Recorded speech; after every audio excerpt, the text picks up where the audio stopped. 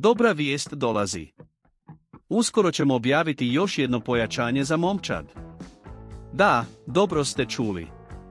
Ali, pričekajte malo, već ćemo vam sve reći o tome. Kako ne biste propustili nijednu informaciju o ovom bombastičnom pojačanju, pretplatite se na kanal i uključite obavijesti. Nećete htjeti propustiti ovu veliku novost.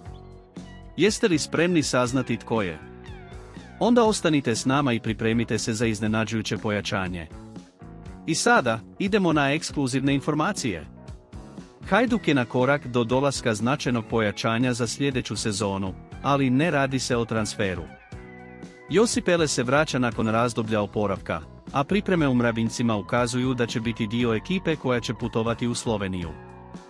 Trener Ivan Leko i sportski direktor Mindaugas Nikolićiju su oduševljeni povratkom ovog igrača koji je propustio drugi dio sezone zbog operacije i rehabilitacije.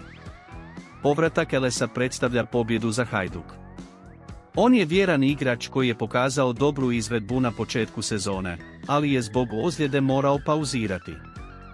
Također, valja istaknuti da je Eles, zajedno s Markom Livajom, jedan od vođa u svlačionici, igrač na kojeg trener može računati. U dresu bijelih odigrao je 55 utakmica, postigao 2 gola i upisao 5 asistencija. Sa 29 godina, nalazi se u najboljoj fazi svoje karijere i ima mnogo toga za pružiti. Sada je vaš red da ostavite poruku. Napišite svoje mišljenje o povratku Josipa Elesa u Hajduk Split. Ako još niste pretplaćeni na kanal, iskoristite priliku i pretplatite se odmah kako biste bili u tijeku sa svim vijestima o Hajduku. Do sljedećeg puta.